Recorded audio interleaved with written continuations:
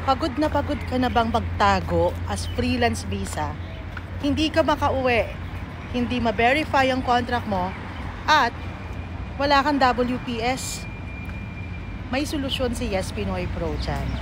Kasi nagbebenta kami ng legal na freelance visa na kahit na saan ka magtrabaho ay pwede. Makakapasyal ka at hindi ka masisita kahit nagtatrabaho ka. Yes, dito lang yan sa Yes Pinoy Pro. Meron po kaming seminar tuwing Saturday, Monday, at Friday. 7 p.m. to 9 p.m. ng gabi sa Yes Pinoy Pro Hall.